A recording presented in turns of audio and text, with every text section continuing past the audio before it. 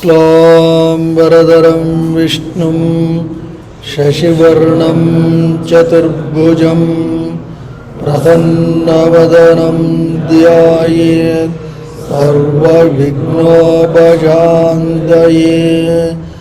ಗುರುಃ ಬ್ರಹ್ಮ ಗುರುರ್ವಿಷ್ಣುಃ ಗುರುರ್ದೇವೋ ಮಹೇಶ್ವರಃ ಗುರುಃ ಸಾಕ್ಷಾತ್ ಪರಂ ಬ್ರಹ್ಮ ತಸ್ಮೈ ಶ್ರೀ ಗುರವೇ ನಮಃ. ಓಂ ಕಾಂಚೀವಾಸಾಯ ವಿದ್ಮಹೇ ಶಾಂತರೂಪಾಯ ಧೀಮಹಿ ತನ್ನೋ ಚಂದ್ರಶೇಖರೇಂದ್ರ ಪ್ರಚೋದಯಾತ್. ಪರಮೇಶ್ವರ ಸ್ವರೂಪಿಗಳಾದ ತಮ್ಮೆಲ್ಲರಿಗೂ ನಮಸ್ಕಾರ. ಪತಂಜಲಿ ಯೋಗ ಸೂತ್ರಗಳ ಕುರಿತಾದ ಎರಡನೇ ಉಪನ್ಯಾಸಕ್ಕೆ ಆತ್ಮೀಯ ಸ್ವಾಗತ. ಪತಂಜಲಿ ಯೋಗ ಸೂತ್ರಗಳು ಈಚಿನ ದಿನಗಳಲ್ಲಿ ಬಹಳ ಪ್ರಖ್ಯಾತಿಯನ್ನು ಪಡೆದಿರತಕ್ಕಂಥದ್ದು.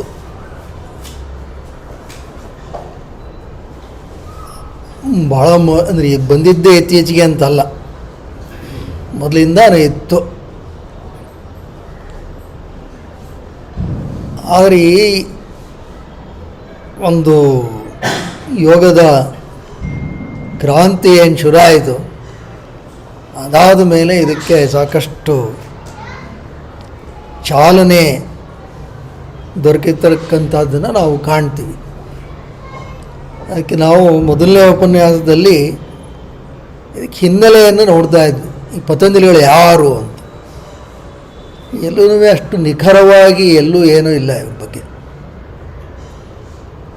ಇವ್ರು ಏನು ಬರೆದ್ರು, ಎಷ್ಟು ಬರೆದ್ರು, ಅದಕ್ಕೂ ಹೆಚ್ಚು ಬಲವಾದ ಸಾಕ್ಷಿ ಅಂತಕ್ಕಂಥದ್ದು ದೊರಕಲ್ಲ. ಆದ್ರೂ ಕಳೆದ ಬಾರಿ ಅದನ್ನು ನೋಡ್ತಾ ಇದ್ವಿ. ಪತಂಜಲಿಗಳು ಅದು ಆದಿಶೇಷನ ಅವತಾರ, ಆದಿಶೇಷನ ಅವತಾರ ಪತಂಜಲಿ ಮಹರ್ಷಿಗಳು. ಅವರು ಪತಂಜಲಿಗಳಾಗಿ ಈ ಭೂಲೋಕದಲ್ಲಿ ಅವತರಿಸಿದ್ರು. ಇದನ್ನು ಗಮನಿಸ್ತಾ ಇದ್ವಿ. ಇದರಲ್ಲಿ ಅವರೊಮ್ಮೆ 1,000 ಜನ ಶಿಷ್ಯರನ್ನು ಕೂಡ ಕಲೆ ಹಾಕ್ತಾರೆ.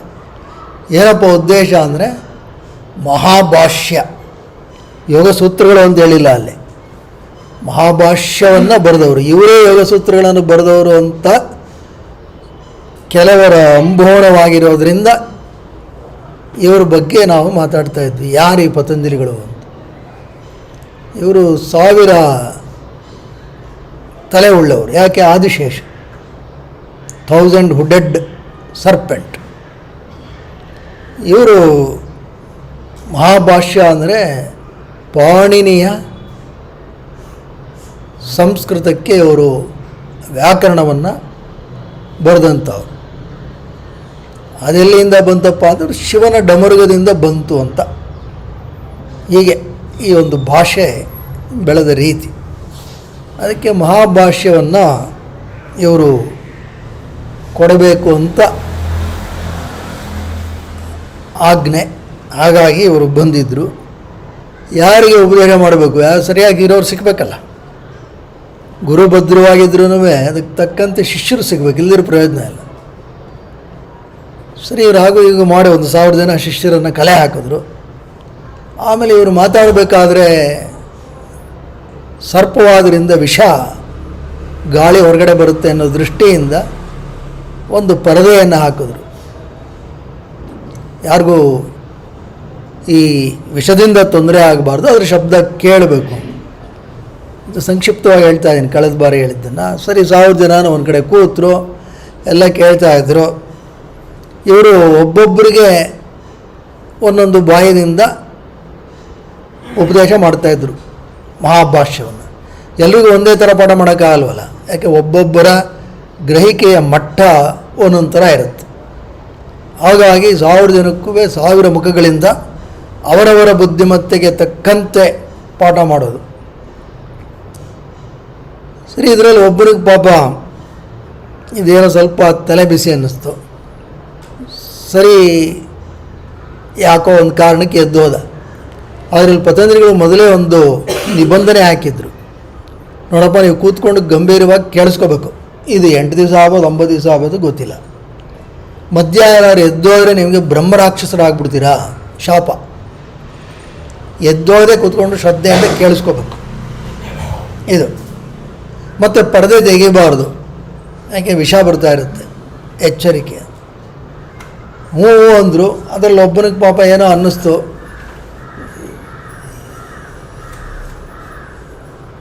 ಎದ್ದೊಟ್ಟೋದ, ಬರೋಣ ಒಂದು ಸ್ವಲ್ಪ ಹೊತ್ತು ಬಿಟ್ಟು ಅಂತ. ಇನ್ನು ಉಳಿದವರು ಪಾಪ ಕೇಳಿಸ್ಕೊತಾ ಇದ್ರು. ಅದರಲ್ಲಿ ಒಬ್ಬನಿಗೆ ಕುತೂಹಲ ಬಂತು. ಅನೇಕ ವೇಳೆ ಇದಾಗ್ಬಿಡುತ್ತೆ, ನಾವು ಏನು ನಮ್ಮ ವಿಷಯ ಏನೋ ಅದು ಬಿಟ್ಬಿಡ್ತೀವಿ, ಅದಕ್ಕೆ ಅನ್ಯ ರೀತಿಯ ಯೋಚನೆಗಳು ಬರುತ್ತೆ, ಅನೇಕ ಸರ್ತಿ ಆಗುತ್ತೆ.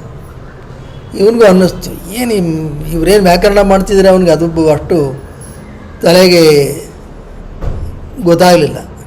ಇದು ಹೆಂಗೆ ಹೇಳ್ತಿದ್ದಾರೆ ಇವರು 1000 ಮುಖಗಳಿಂದ, ಒಬ್ಬೊಬ್ಬನಿಗೂ ಹೆಂಗೆ ಹೇಳ್ತಿದ್ದಾರೆ, ಏನು ವಿಶೇಷ ಇರಬಹುದು ಅಂತ. ಇದಕ್ಕೆ ಹೇಳೋದು ಅನ್ಯ ಕುತೂಹಲ ಇರಕೂಡ್ದು ಅನ್ನೋದು ಇದಕ್ಕೇನೆ. ವಿಷಯ ಏನಿದೆಯೋ ಅದಕ್ಕೆ ಕುತೂಹಲ ಇರಬೇಕು. ಕಾಲೇಜುಗಳಲ್ಲಿ ಆಗುತ್ತೆ, ಮೇಷ್ಟ್ರು ಏನು ಪಾಠ ಮಾಡ್ತಾನೆ ಅನ್ನೋದಕ್ಕಿಂತ ಈ ಮೇಷ್ಟ್ರು ಯಾವ ಕಾರಲ್ಲಿ ಬರ್ತಾನೆ, ಅದು ಯಾವ ಸ್ಕೂಟ್ರಲ್ಲಿ ಬರ್ತಾನೆ, ಇವನೇನು ಬಟ್ಟೆ ಹಾಕ್ತಾನೆ, ಈ ಕಡೆ ಹೆಚ್ಚು ಚರ್ಚೆಗಳು ನಡೆಯೋದಿರುತ್ತೆ. ಇಲ್ಲಿ ಆ ರೀತಿ ಅನ್ಯ ಕುತೂಹಲ ಆದರೆ ಏನಾಗುತ್ತೆ ಅನ್ನೋದಕ್ಕೆ ಇದೊಂದು. ಈ ಒಬ್ಬ ಶಿಷ್ಯ ಕುತೂಹಲಿ ಇದ್ದ, ಇದು ಹೆಂಗೆ ನಡೀತಾ ಇದೆ ಅಂತ ಎತ್ತದ ಪರದೆನ. ಆಯಿತು, ವಿಷಯ ಎಲ್ಲ ಕಡೆ ಹರಡಿತು. 999 ಜನ ಅಲ್ಲಿ ಸುಟ್ಟು ಬೂದಿ ಆಗಿಬಿಟ್ರು. ಪತಂಜಲಿಗಳಿಗೆ ಪಾಪ ಭಾಳ ಬೇಸರ ಆಯಿತು. ಕಾಯ್ತಾ ಇದ್ರು. ಅಷ್ಟರ ಇವನು ಯಾವನೊಬ್ಬ ಹೊರಟೋಗಿದ್ನಲ್ಲ ಅವ ನಡ್ಕೊಂಬಂದ. ಅವನು ಎಲ್ಲಿ ಇವನು ಅಂದರೆ ಅವನು ಗೌಡ ದೇಶದವನು. ಗೌಡ ದೇಶ ಮೊದಲಿಂದಾನೇ ನಮ್ಮಲ್ಲಿ ಏನಪ್ಪ ಅಂತ ಹೇಳಿದ್ರೆ ನರ್ಮದಾ ನದಿ, ಅದರ ಉತ್ತರಕ್ಕಿರೋದೆಲ್ಲ ಗೌಡ ದೇಶ, ದಕ್ಷಿಣಕ್ಕಿರೋದೆಲ್ಲ ದ್ರವಿಡ ದೇಶ. ಗೌಡ ಪಂಚಕ, ದ್ರವಿಡ ಪಂಚಕ ಅಂತ ಇಟ್ಟಿದ್ರು. 5 provinces of Gauda, 5 provinces of Dravida. ಇಲ್ಲಿ ಈ ಗೌಡ ದೇಶದವನು ಬಂದು ನೋಡಿ ಎಲ್ಲರೂ ಸುಟ್ಟೋಗ್ಬಿಟ್ಟಿದ್ದಾರೆ. ಪತಂಜಲಿಗಳು ನೋಡಿದ್ರು, ಅವರ ಸಹಜ ರೂಪಕ್ಕೆ ಬಂದಿದ್ದರು. ಏನಯ್ಯ ಅಂದರು. ಅಯ್ಯೋ ಸ್ವಲ್ಪ ಯಾಕೋ ಒಂಥರ ಅನ್ನಿಸ್ತು, ಅದಕ್ಕೆ ಸ್ವಲ್ಪ ಸ್ಮಾಲ್ ಬ್ರೇಕ್, ಎದ್ದೋಗಿದ್ದೆ ನಾನು, ಈಗ ಬಂದೆ. ಅಬ್ಬಾ ನೀನೇ ಪುಣ್ಯಾತ್ಮ, ಬಾರಯ್ಯ ನನ್ನ ಮರ್ಯಾದೆ ಉಳಿಸ್ತಾ ಇದೆಯಾ. ನಾನು ಈ ಒಂದು ಮಹಾಭಾಷ್ಯವನ್ನು ಯಾರಿಗಾರು ಹೇಳ್ಕೊಡ್ಲೇಬೇಕು, ಇದು ಪ್ರಚಾರ ಮಾಡಲೇಬೇಕು ಅಂತ ನನಗೆ ನಾರಾಯಣನ ಆಜ್ಞೆ ಆಗಿದೆ. ಹಾಗಾಗಿ ಇದು ಮಾಡಲೇಬೇಕು, ನೀನೊಬ್ಬನಾರು ಉಳ್ಕೊಂಡಿದೆಯಲ್ಲ ಬಾ ಅಂಥೇಳಿ ಕರೆದು ಕೂರಿಸ್ಕೊಂಡ್ರು. ಹಿಂಗಾಗ್ಬಿಡುತ್ತೆ ಒಂದೊಂದು ಸರ್ತಿ ಈ ಥರ. ಯಾವ ವಿದ್ಯಾರ್ಥಿ ಆಸಕ್ತಿ ರಹಿತನಾಗಿರ್ತಾನೆ ಅನ್ನೋಂತೆ ಅವನೇ ಫೇವ್ರೇಟ್ ಆಗ್ಬಿಡ್ತಾರೆ, ಯಾಕೋ ಇದಾನಲ್ಲ ಅಂತ ಕೂರಿಸಿ ಅವ್ನಿಗೆ ಹೇಳಿದ್ರು, ಈಗ ನಿನಗೆ ಮೊದಲಿಂದ ಈಗೆಲ್ಲ ಹೇಳ್ಕೊಡೋದು ಕಷ್ಟ, ಹಾಗಾಗಿ ನಾನು ನಿನಗೆ ಈ ಇಡೀ ಮಹಾಭಾಷ್ಯವನ್ನು ನಿನಗೆ ನಾನು ವರ್ಗಾಯಿಸ್ತೀನಿ ನನ್ನ ಒಂದು ಶಕ್ತಿಯಿಂದ. ಅಂದರೆ ನಿನಗೇನು ಶ್ರಮವಿಲ್ಲದೆ ಇದು ಬಂದ್ಬಿಡುತ್ತೆ. ಸಾಧ್ಯವ ಅಂದರೆ ಸಾಧ್ಯ. ನಮಗೆ ಆ ಶಕ್ತಿ ಇಲ್ಲ ಅಂದ ಮಾತ್ರಕ್ಕೆ ನಾವು ಅದನ್ನು ಅಲ್ಲಿಗೆ ಎಳಿಬಾರ್ದು. ಈಗೆಲ್ಲ ಮಾಡ್ತಾರಲ್ಲ, ಬ್ರೈನ್ ಒಳಗಡೆ ಒಂದು ಚಿಪ್ ಹಾಕ್ತಾರೆ, ಚಿಪ್ಪಲ್ಲಿ ಏನು ಬೇಕಾದ್ರೂ ಹಾಕ್ಬೋದು, ಎಲ್ಲ ಬರ್ತಿದೆ ನೋಡಿ. ಆ ಚಿಪ್ಗೆ ಪೇರಿಲ್ಲದೆ ಇರೋ ಚಿಪ್ಗೇನೆ ಇವರು ತುಂಬುವಂಥ ಶಕ್ತಿ ಉಳ್ಳವರಾಗಿದ್ದರು. ಸರಿ, ಎಲ್ಲ ಮಹಾಭಾಷ್ಯವನ್ನೆಲ್ಲ ಅವನಿಗೆ ತುಂಬಿ ಅವನಿಗೆ ಹೇಳಿದ್ರು, ನೋಡಪ್ಪ ನೀನು ಮಹಾಭಾಷ್ಯವನ್ನು ನೀನು ಪ್ರಚಾರ ಮಾಡ್ತಕ್ಕಂಥದ್ದು ನಿನ್ನ ಕರ್ತವ್ಯ, ಆದರೆ ಶಾಪಕ್ಕೊಳಗಾಗ್ತೀಯ ನೀನು. ಯಾಕೆ ಶಾಪ ಏನಿತ್ತು? ಎದ್ದು ಹೋಗಬಾರ್ದು, ಬ್ರಹ್ಮರಾಕ್ಷಸನಾಗ್ತೀಯ.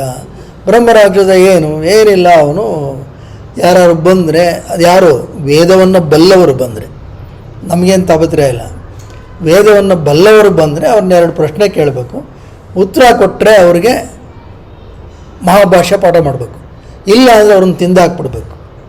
ಎಲ್ಲಿ? ನರ್ಮದಾ ನದಿ ತೀರದಲ್ಲಿ ಒಂದು ಆಲದ ಮರದ ಮೇಲೆ ಕೂತ್ಕೊಂಡು ಈ ಕೆಲಸ ಮಾಡಬೇಕು. ನೀನು ಒಮ್ಮೆ ಮಹಾಭಾಷ್ಯವನ್ನು ಯಾರಿಗಾರು ಹೇಳಿಕೊಟ್ರೆ ನಿನ್ನ ಕೆಲಸ ಮುಗೀತು, ನೀನು ಮುಕ್ತನಾಗ್ತೀಯ, ನನ್ನ ಕೆಲಸನೂ ಆಗೋಯ್ತು. ಅವಾಗ ಹೋಗು ಅಂದರು. ಇವನು ಹೋದ, ಕೂತ, ಯಾರ್ಯಾರು ಬರ್ತಾಯಿದ್ರು, ಎಲ್ಲರನ್ನೂ ಕೇಳ್ತಾ ಇದ್ದ. 2 ಪ್ರಶ್ನೆ, ಅಂದರೆ ವಿಷಯಕ್ಕೆ ಸಂಬಂಧಪಟ್ಟ ಹಾಗೆ. ಯಾರೂ ಉತ್ತರ ಕೊಡ್ತಾ ಇರಲಿಲ್ಲ. ಎಲ್ಲರನ್ನು ತಿನ್ನೋದು ಕೂತ್ಕೊಳ್ಳೋದು ಇಷ್ಟೇ ನಡೀತಾ ಇತ್ತು. 2 ದಿವಸ ಇವನು ಬ್ರಹ್ಮರಾಕ್ಷಸನಾಗಿರ್ತಾನೆ, ತೊಡಕು. ಪತಂಜಲಿಗಳು ಕಾಯ್ತಾ ಇದ್ದರು, ಯಾಕೆಂದರೆ ಅವ್ರಿಗೆ ಮಹಾಭಾಷ್ಯದ ಆ ಒಂದು ಪ್ರಚಾರ ಆಗದೆ ಅವರು ವಾಪಸ್ ಹೋಗೋಂಗಿಲ್ಲ. ಇದು ನಡೀತಾ ಇಲ್ಲ. ಇವರಿಗೆ ಸ್ವಲ್ಪ ಏನು ಮಾಡೋದು ಗೊತ್ತಾಗಲಿಲ್ಲ. ಇವ್ರು ಯಾರು ಸಿಗ್ತಾ ಇಲ್ಲ ಅಂಥೇಳಿ ಇವರೇ ತೀರ್ಮಾನ ಮಾಡಿ, ನಾನೇ ಮತ್ತೊಂದು ಜನ್ಮವನ್ನು ಎತ್ತು ಬರ್ತೀನಿ, ಇದ್ಯಾಕೋ ನಡೀತಾ ಇಲ್ಲ ಅಂಥೇಳಿ ಇನ್ನೊಂದು ಜನ್ಮವನ್ನು ಎತ್ತಿದ್ರು. ಉಜ್ಜಯಿನಿಯಲ್ಲಿ ಚಂದ್ರಶರ್ಮ ಅಂಥೇಳಿ ಅವರ ಜನನ ಆಯಿತು. ಒಂದು ಒಳ್ಳೆಯ ಕುಟುಂಬದಲ್ಲಿ ಅವರು ಬಂದರು. ಹಳೆ ಕಾಲದ ವಾಸನೆ ಇದ್ದಿದ್ದರಿಂದ ಇವನು ತಡೆದ. ಏನಪ್ಪ ವೇದ ಗೊತ್ತಾ? ಹೌದು ಅಂದರು. 2 ಪ್ರಶ್ನೆ ಇದೆ, ಉತ್ತರ ಕೊಡು. ಇಲ್ಲ, ನಾನು ಚಿದಂಬರಂಗೆ ಹೋಗ್ತಾ ಇದ್ದೀನಿ, ಪತಂಜಲಿಗಳ ಹತ್ರ ಮಹಾಭಾಷ್ಯ ಕಲಿಬೇಕು ಅಂತ ಹೇಳಿದ್ರು. ಇವರೇ ಪತಂಜಲಿಗಳು.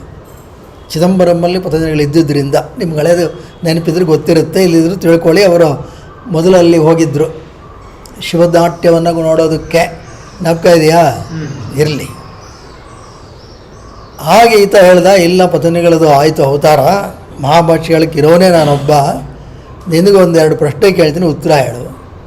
ಹಿಂದೆ ಇವರೇ ಪ್ರಶ್ನೆಗಳನ್ನ ಇವನು ಹೇಳ್ಕೊಟ್ಟಿದ್ದರಿಂದ ಇವ್ರು ಕೇಳಿದ ಪ್ರಶ್ನೆಗೆ ಉತ್ತರ ಕೊಟ್ಟರು, ಸೆಲೆಕ್ಟ್ ಆದರು. ಬಾರಪ್ಪ ಇಲ್ಲಿ ಮರದ ಮೇಲೆ ಕೂತ್ಕೋ, ಈಗ ಹೇಳ್ಕೊಡ್ತೀನಿ. ನಾನು ಮಹಾಭಾಷ್ಯವನ್ನು ಯಾರು ಗೌಡ ದೇಶದಿಂದ ಬಂದಂಥ ವಿದ್ಯಾರ್ಥಿ, ಯಾರಿಗೆ? ಚಂದ್ರಶರ್ಮ ಯಾರು? ಪತಂಜಲಿಗಳೇ ಅವತಾರ ಎತ್ತಿ ಬಂದಂಥವನು ಅವರು. ಬಾ ಮರದ ಮೇಲೆ ಕೂತ್ಕೋ, ಈಗ ನಾನು ಪಾಠ ಮಾಡೋಕ್ಕೆ ಶುರು ಮಾಡ್ತೀನಿ. ಅದು 8 ದಿವಸ ಬೇಕಾರಾಗೋದು, ಹಗಲು ರಾತ್ರಿ ಅಂತ ಏನು ನೋಡಲ್ಲ, ನಾನು ಹೇಳ್ತಾ ಇರ್ತೀನಿ, ನೀನು ಬರ್ಕೋಬೇಕು. ಇಲ್ಲ ಅಂದರೆ ತಿಂದುಬಿಡ್ತೀನಿ. ಇದು ಸರಿ. ಕೂತ್ಕೊಂಡ್ರು, ಹತ್ತಿದ್ರು. ಅಲ್ಲೇ ಒಂದು ಕಡ್ಡಿ ತೊಗೊಂಡ್ರು. ಏನು ಅಲ್ಲೇನು ಪ್ರಿಪ್ರೇಷನ್ನು ಏನೂ ಇಲ್ಲ, ವಾಯ್ಸ್ ರೆಕಾರ್ಡ್ರ್ ಇಲ್ಲ, ಐಪ್ಯಾಡ್ ಇಲ್ಲ, ಏನಿಲ್ಲ ಅಲ್ವೇ. ತೊಗೊಂಡ್ರು, ಏನು ಬರ್ಕೋಬೇಕು. ಎಲೆ ಕಿತ್ಕೊಂಡ್ರು, ಅಲ್ಲೇ ಒಂದು ಚುಚ್ಕೊಂಡ್ರು ಅವ್ರ ತೊಡೆಗೆ. ರಕ್ತ, ಆ ರಕ್ತದಲ್ಲಿ ಹೊದ್ಕೊಂಡು ಎಲ್ಲ ಬರೀತಾಯಿದ್ರು. ಬರೆದು ಎಲ್ಲ ಪೂರ್ತಿ ಬರೆದ್ರು. ಆಯಿತು. ಒಂದು 3 ಮೂಟೆಯಷ್ಟು ಆಯಿತು. ಮಹಾಭಾಷ್ಯದ ಪಾಠ ಆಯಿತು. ಇವ್ರಿಗೆ ಬಳಲಿಕೆ ಪಾಪ. ಸುಮಾರು 9-10 ದಿವಸ ಆಗಿಬಿಟ್ಟಿದೆ. ಅನ್ನ, ಆಹಾರ, ನಿದ್ರೆ ಏನೂ ಇಲ್ಲ. ಸರಿ, ಮೂಟೆ ಕಟ್ಕೊಂಡ್ರು. ಇವರು ಬ್ರಹ್ಮರಾಕ್ಷಸನಿಂದ ಮುಕ್ತನಾದ. ಯಾರು? ಗೌಡ ದೇಶದಿಂದ ಬಂದಂಥ ವಿದ್ಯಾರ್ಥಿ. ಅವನಿಗೆ ಬ್ರಹ್ಮರಾಕ್ಷಸ ಆ ಒಂದು ಪದವಿ ಮುಗೀತು. ಮುಗಿದಾದ ಮೇಲೆ ಈಗ ಅವನು ಮುಂದೆ ಏನು ಮಾಡಬೇಕು? ಇಲ್ಲಿ ತನಕ ಬಂದಿದ್ವಿ ನಾವು, ಜ್ಞಾಪಕ ಇದೆಯಾ? ಈ ಚಂದ್ರಶರ್ಮ ಪಾಪ ಆಯಾಸ ಆಗಿತ್ತು. 3 ಮೂಟೆ ಎತ್ಕೊಂಡು ಹೊರಟ. ಈ 3 ಮೂಟೆಯಲ್ಲಿ ಏನಿದೆ? ಮಹಾಭಾಷ್ಯ ಇದೆ. ಇದು ಅದ್ಭುತ. ಇಲ್ಲೆಲ್ಲ ನಾವು ಗಮನಿಸಬೇಕಾಗಿರ್ತಕ್ಕಂಥದ್ದು ಏನ್ರಿ ಈಗೆಲ್ಲ ನಡೆಯುತ್ತಾ ಅಂದರೆ, ಇಲ್ಲಿ ನಾವು ತಿಳ್ಕೊಬೇಕಾಗಿರ್ತಕ್ಕಂಥದ್ದು, ಯಾವುದೇ ಒಂದು ಮಹಾವಿದ್ಯೆಯನ್ನು ಕಲಿಬೇಕಾದರೆ ಇರಬೇಕಾದಂಥ ತುಡಿತ. ಅಂದರೆ ಅವನಿಗೆ ಅಲ್ಲಿ ಸರಿಯಾದಂಥ ಸಾಮಗ್ರಿಗಳೇನಿರಲಿಲ್ಲ. ಅಲ್ಲಿ ಏನಿತ್ತು ಅದನ್ನ ಬಳಸ್ಕೊಂಡು ಬರೆದ.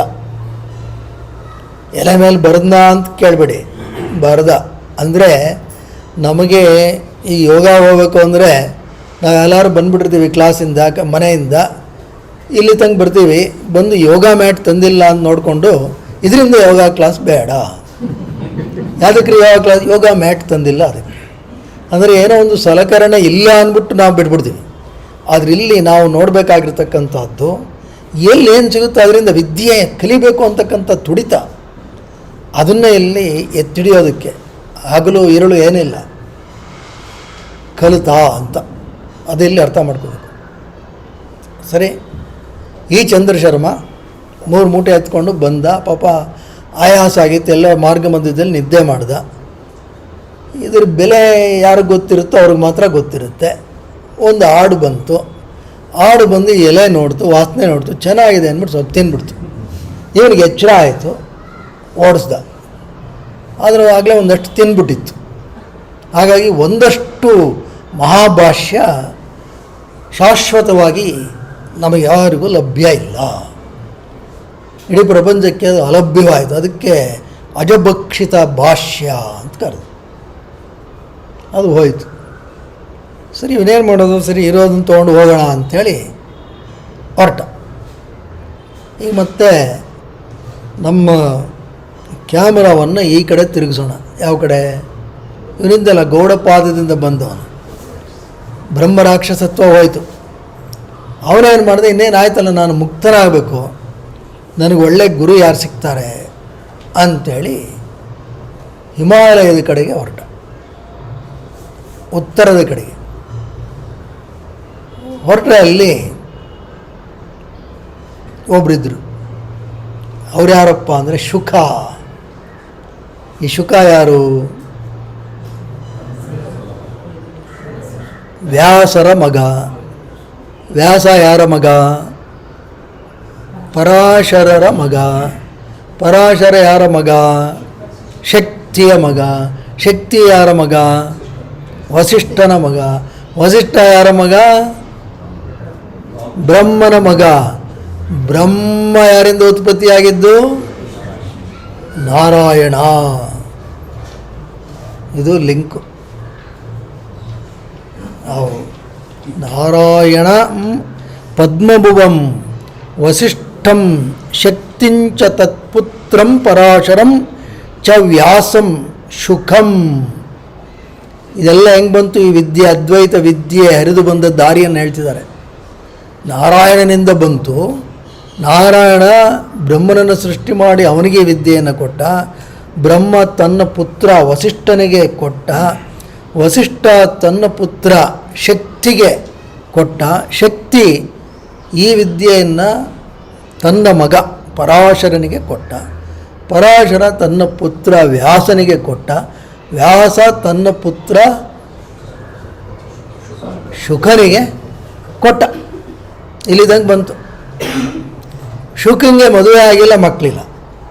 ಇಲ್ಲಿ ತನಕ ಅಪ್ಪ ಮಗ ಬಂದ್ಬಿಡ್ತು, ಲಿನಿಯೇಜ್. ಇಲ್ಲಿ ಅದು ಬರಲಿಲ್ಲ. ಈ ಶುಕ ಅವನು ಒಳ್ಳೆಯ ವಿದ್ಯಾರ್ಥಿಗೆ ಕಾಯ್ತಾ ಇದ್ದೆ. ಅವರೇ ಒಬ್ಬ ಉತ್ತಮ ಶಿಕ್ಷಕ ಉತ್ತಮ ವಿದ್ಯಾರ್ಥಿಗಾಗಿ ಕಾಯ್ತಾ ಇರ್ತಾನೆ. ಅಲ್ಲಿ ಎಷ್ಟು ಜನ ಬರ್ತಾರೆ ಅನ್ನೋದು ಮುಖ್ಯ ಆಗಲ್ಲ. ಯಾರು ಇದನ್ನು ನಿಜವಾಗಲೂ ಗ್ರಹಿಸಬಲ್ಲರೂ ಒಬ್ಬ ಒಳ್ಳೆಯ ಶಿಕ್ಷಕನ ಮುಖ್ಯ ಲಕ್ಷಣ ಏನಪ್ಪ ಅಂದರೆ ಅದೇನೆ. 1000 ಜನ ಬರ್ತಾರೋ 10,000 ಜನ ಬರ್ತಾರೋ ಅಲ್ಲ, ಒಬ್ಬ ನಿಜವಾಗ್ಲೂ ಈ ಒಂದು ಕಲಿಕೆಯ ತೀವ್ರತೆ ಇರತಕ್ಕಂಥವನು ಯಾರು ಸಿಗ್ತಾರಾ ಅಂತ ಕಾಯ್ತಾ ಇರ್ತಾನೆ. ಇವರು ಕಾಯ್ತಾ ಇದ್ದರು. ಆಗ ಬಂದವನೇ ಈ ಗೌಡ ದೇಶದ ಇವನು. ಯಾರಿವನು? ಬ್ರಹ್ಮರಾಕ್ಷಸನಾಗಿದ್ದವನು, ಮಹಾಭಾಷ್ಯವನ್ನು ಚಂದ್ರಶರ್ಮನಿಗೆ ಕೊಟ್ಟವನು. ಇಲ್ಲಿ ಬಂದ ಶುಕನ ಶಿಷ್ಯತ್ವವನ್ನು ಸ್ವೀಕರಿಸಿ ಶುಕರು ಅವನಿಗೆ ಗೌಡಪಾದ ಅಂತ ನಾಮಕರಣ ಮಾಡಿ ಅವನಿಗೆ ಸನ್ಯಾಸ ದೀಕ್ಷೆಯನ್ನು ಕೊಟ್ಟರು. ಅಲ್ಲಿಗಾಯ್ತು ಅವನು ಮುಕ್ತನಾದ. ಅವನು ಗೌಡಪಾದನಾಗಿ ಹಿಮಾಲಯದ ತಪ್ಪಲಲ್ಲಿ ತನ್ನ ತಪಸ್ಸನ್ನು ಆಚರಿಸ್ದ. ಅಲ್ಲಿಗೆ ಬಂತು. ಈಗ ಮತ್ತೆ ಕ್ಯಾಮ್ರಾನ ಈ ಕಡೆ ತಿರುಗಿಸಿ. ಯಾರು? ಚಂದ್ರಶರ್ಮ. ಒಂದಷ್ಟು ಭಾಷ್ಯ ಕಳ್ಕೊಂಡ. ಇನ್ನು 3 ಮೂಟೆನಲ್ಲಿ ಒಂದಷ್ಟು ಹೋಯಿತು, ಒಂದಷ್ಟು ಎಲೆಗಳು ಎತ್ಕೊಂಡು ಬಂದ. ಬಳಲಿಕೆ ಪಾಪ. ಯಾವುದೋ ಒಂದು ಸಂಸ್ಥಾನ ಸಿಕ್ತು, ಒಂದು ಊರೊಳಗಡೆ ಬಂದ. ಅಲ್ಲಿ ಯಾರ್ದೋ ಮನೆ ಒಂದು ಜಗಲಿ ಇತ್ತು. ಆಗೆಲ್ಲರ ಮನೆ ಮುಂದೆ ಜಗಲಿ ಇತ್ತು. ಈಗ ಜಗಲಿ ಜಾಗ ಯಾರು ಬಿಡ್ತಾರೆ? ಬಿಡಲ್ಲ. ಆ ಜಗಲಿ ಯಾತಕ್ಕಿತ್ತು ಅಂದರೆ ಥರ ಪಾಪ ಯಾರು ಬರೋರು ಅಲ್ಲಿ ಬಂದು ಆರಾಮ್ ನಿದ್ದೆ ಮಾಡ್ಬೋದಿತ್ತು. ಆಗಿನ ಪರಂಪರೆ ಆಗಿತ್ತು. ಹಾಗಾಗಿ ಜಗಲಿ ಕಡ್ಡಾಯವಾಗಿ ಕಟ್ತಾಯಿದ್ರು. ಆ ಜಗಲಿ ಮೇಲೆ ಯಾರೇ ಬಂದರೂ ಮನೆಯವರು ಉಪಚಾರ ಮಾಡ್ತಾಯಿದ್ರು. ಮನೆಗಳಲ್ಲಿ ಅತಿಥಿಗಳಿಗೆ ಕಾಯ್ತಾ ಇದ್ದರು. ಅತಿಥಿ ಸತ್ಕಾರ ಇಲ್ಲದೆ ತಾವ್ಯಾರು ಏನನ್ನು ಸ್ವೀಕರಿಸ್ತಾನೂ ಇರಲಿಲ್ಲ, ಅಂಥ ಒಂದು ಸಂಪ್ರದಾಯ. ಇವತ್ತು ಯಾರು ಮನೆ ಮುಂದೆ 4 ಸತಿ ಓಡಾಡಿದ್ರೆ ಕಣ್ಬಿಟ್ಟು ನೋಡ್ತೀವಿ CCTVನಲ್ಲಿ, ಯಾರು ಏನು ಮಾಡ್ತಾರೆ, ಏನಕ್ಕೆ ಬಂದಿದ್ದಾನೆ, ಏನು ಉದ್ದೇಶ, ಎಷ್ಟು ಎಚ್ಚರ ವಹಿಸಬೇಕು, ಪೊಲೀಸ್ ಸ್ಟೇಷನ್ ನಂಬರ್ ಏನು ಎಲ್ಲ ನೋಡ್ತೀವಿ. ಆವಾಗ ಹಂಗಿತ್ತು. ಇವನು ಹೋದ, ಆ ಮನೆಯವರು ಪಾಪ ಯಾರು ಕೇಳಿದ್ರು, ಇವನು ಮಾತಾಡೋಷ್ಟು ಶಕ್ತಿ ಇರಲಿಲ್ಲ.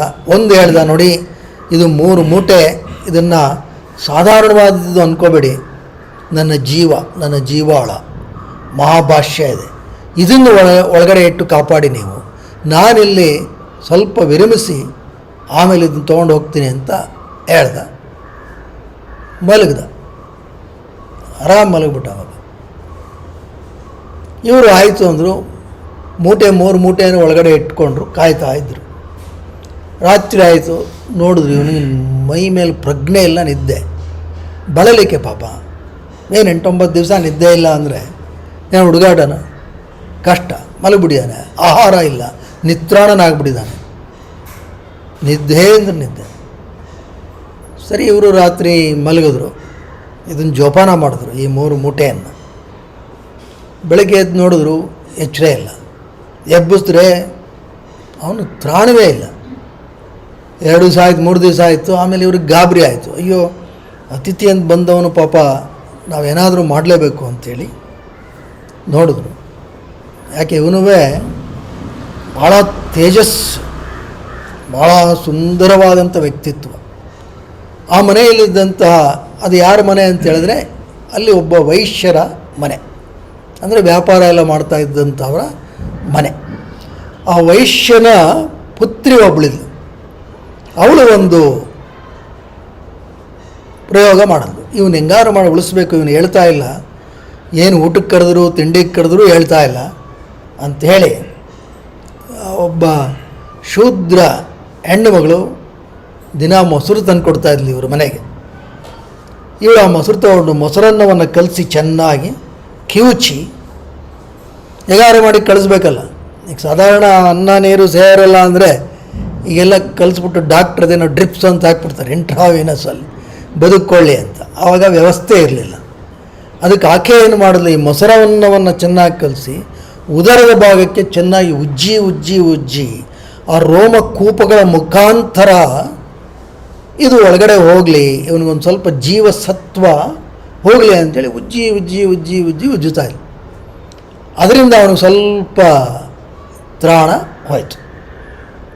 ಸತ್ಯವ ಅಂದರೆ ಒಂದು ರೀತಿಯಲ್ಲಿ ಒಪ್ಕೋಬೇಕು. ಯಾಕೆಂತೇಳಿದ್ರೆ ಜೀವ ಉಳಿಯೋದಕ್ಕೆ ಅನ್ನವೇ ಒಳಗಡೆ ಹೋಗಬೇಕು ಅಂತೇನಿಲ್ಲ. ಕೆಲವು ವೇಳೆ ನೋಡಿ, ತುಂಬ ಆಯಾಸ ಆಗಿದ್ದಾಗ, ಅದು ವಿಶೇಷವಾಗಿ ಇಂತಹ ಒಂದು ಸೆಕೆ ಕಾಲದಲ್ಲಿ ಸ್ವಲ್ಪ ತಣ್ಣನೆ ಗಾಳಿ ಬೀಸಿದ್ರೆ ಹೆಂಗಾಗುತ್ತೆ ನೋಡಿ, ಮೈ ಮೇಲೆ ಸುಮ್ಮನೆ ತಣ್ಣಗೆ ಗಾಳಿ ಬೀಸಿದ್ರೆ ಸಾಕು, ಏನೋ ಒಂದು ರೀತಿ ಚೈತನ್ಯ ಬಂದಂಗೆ ಆಗುತ್ತೆ. ಇವನಿಗೂ ಹಾಗೇನೆ ಚೈತನ್ಯ ಬಂತು. ಇದು 1-2 ದಿವಸ ಈ ಪ್ರಯೋಗ ನಡೀತು. ಎದ್ದು ಕೂತು ಮನೆಯವ್ರಿಗೆ ಹೇಳಿದೆ, ಮೂಟೆ ತನ್ನಿ ಅಂತ. ಕೊಟ್ಟರು ಮೂಟೆ. ತುಂಬ ಧನ್ಯವಾದಗಳು, ನನ್ನನ್ನು ಉಳಿಸಿದ್ದೀರಾ, ಸಹಕರಿಸಿದ್ದೀರಾ. ನಾನಿನ್ನು ಹೊರಡ್ತೀನಿ, ನಾನು ಮಾಡಬೇಕಾದಂಥ ಕೆಲಸ ಬಹಳ ಇದೆ. ಈ ಮಹಾಭಾಷ್ಯವನ್ನು ಅಧ್ಯಯನ ಮಾಡಿ ನಾನು ಅನೇಕರಿಗೆ ಅದನ್ನು ಉಪದೇಶ ಮಾಡಬೇಕು, ಹೊರಟೆ ಅಂತ ಹೊರಟ. ಈ ವೈಶ್ಯನ ಮಗಳು ಆ ಮನೆ ಯಜಮಾನನಿಗೆ ಹೇಳಿದ್ರು, ಅಪ್ಪ ನೀನೇನು ಅವನು ಕಳಿಸ್ಬಿಡ್ತಾ ಇದೀಯಾ, ಎಷ್ಟು ಸುಂದರವಾದ ಯುವಕ, ನನಗೆ ಇವನನ್ನು ಮದುವೆಯಾಗುವ ಬಯಕೆ ಅಂತ. ಅವನ ತಕ್ಷಣ ಇವನು ಕರೆದೆ, ಬಾರಪ್ಪ ಇಲ್ಲ, 1 ನಿಮಿಷ ನಿನ್ನ ಕೆಲಸ ಇದೆ, ನೀನು ಹೊರಟ್ಬಿಡ್ಬಾರ್ದು. ಇಲ್ಲ, ನನಗೇನು ಕೆಲಸ ಹೇಳಿ. ಏನಿಲ್ಲ, ನನ್ನ ಮಗಳು ನೀನು ಇಷ್ಟಪಡ್ತೀಯ, ಮದುವೆ ಆಗಬೇಕು. ಇವನಂದು ಇದು ಸಾಧ್ಯ ಇಲ್ಲ, ನನ್ನ ಉದ್ದೇಶ ಇದಲ್ಲ, ನಾನಿದೇನೋ ಉಪದೇಶ ಮಾಡಿ ಸನ್ಯಾಸಿ ಆಗೋವನು, ನನಗಿದೇನು ಸಂಸಾರ ಕಟ್ಕೊಂಡು ಏನಾಗಬೇಕು. 2ನೇದು, ನಾನು ಬ್ರಾಹ್ಮಣ, ಉಜ್ಜಯಿನಿಯಲ್ಲಿ ಬ್ರಾಹ್ಮಣನ ಮನೆಯಲ್ಲಿ ಹುಟ್ಟಿದವನು, ಚಂದ್ರ ಶರ್ಮ ಬ್ರಾಹ್ಮಣ. ನೀವು ನೋಡಿದ್ರೆ ವ್ಯಾಪಾರಸ್ಥರು, ವೈಶ್ಯರು, ಇದು ಸಾಧ್ಯವಿಲ್ಲ. ಇದೆಲ್ಲ ಈಗ ಸದ್ಯಕ್ಕೇನು ಡೋಂಟ್ ಪಾಸ್ ಎನಿ ಜಡ್ಜ್ಮೆಂಟ್ಸ್, ತಡೀರಿ, ಇದು ಆವತ್ತಿನ ಯುಗ, ಆವತ್ತಿನ ಕಾಲ, ಇದಕ್ಕೇನು ಅರ್ಥ ಇರ್ಬೋದು ಅದನ್ನು ಮುಂದೆ ನೋಡೋಣ ಅಂದ. ಇವರು ಹೇಳಿದ್ರು, ಇಲ್ಲ ನೀನು ಕೃತಜ್ಞತೆಯನ್ನು ಮರಿಬಾರ್ದು. ಗ್ರ್ಯಾಟಿಟ್ಯೂಡ್. ಈ ಹುಡುಗಿ ನಿನ್ನ ಜೀವನ ಉಳಿಸಿದಾಳೆ, ನೀನು ಬದುಕಿರೋದೇ ಇವಳಿಂದ. ಇವಳೇನು ಕೇಳ್ತಾಳೆ? ಮದುವೆ ಆಗು ಅಂತೇಳಿ ಮದುವೆ ಆಗಬೇಕು. ಸರಿ, ಇದು ಯಾಕೋ ಸೆಟ್ಲ್ ಆಗಬೇಕಲ್ಲ. ಈಗ ಧರ್ಮ ಸೂಕ್ಷ್ಮ ಬ್ರಾಹ್ಮಣ, ಈಕೆ ವೈಶ್ಯ ಜಾತಿ, ಏನು ಮಾಡಬೇಕು? ರಾಜನಿಗೆ ಹೋಯ್ತಿದ್ದು. ರಾಜನೇ ಆಗೆಲ್ಲ, ರಾಜನೇ one man army, one man court ಎಲ್ಲ ಅವನೇ. ಅವನ ಹತ್ರ ಹೋದರು, ಏನೋ ವ್ಯಾಜ್ಯ ಇದೆ ಅಂತ. ಇವನು ಕರ್ಕೊಂಡು ಬರ್ತಾ ಇದ್ದಾಗಲೇ ರಾಜ ಆಸ್ಥಾನದಲ್ಲಿ ನೋಡ್ದ. ಇವನ ಒಂದು ರೂಪ ತೇಜಸ್ಸು ನೋಡಿ ರಾಜನಿಗೆ ಅನ್ನಿಸ್ತು, ಎಷ್ಟು ಚೆನ್ನಾಗಿದೆ, ನೀವು ನನ್ನ ಅಳಿಯ ಆದರೆ ಎಷ್ಟು ಚೆನ್ನಾಗಿರುತ್ತೆ. ಸಹಜ ಪಾಪ. How wonderful if he can be my son in law. ಅವನಿಗೆ ವ್ಯಾಜ್ಯ ಗೊತ್ತಿಲ್ಲ ಇನ್ನು, ಯಾಕೆಂದ್ರೆ ಕಟಕಟೆಗೆ ಇವನು ಬಂದಿಲ್ಲ ಇನ್ನು. ಆಗಲೇ ಅವನಿಗೆ ಆಸೆ ಬಂದ್ಬಿಡ್ತು. ಬಂದರು, ಕಟಕಟೆಯಲ್ಲಿ ನಿಲ್ಲಿಸಿದ್ರು. ಏನು ಅಂದರು, ಈ ಥರ ಹೇಳಿದ್ರು. ನೋಡಿ, ಈ ಥರ ಕೃತಜ್ಞತೆಯನ್ನು ಮರೀತಾ ಇದ್ದಾನೆ ಅಂದರು. ಅಷ್ಟಲ್ಲಿ ರಾಜ ಪೂರ್ತಿ ಕೇಳಿಸ್ಕೊಳ್ಳೇ ಇಲ್ಲ.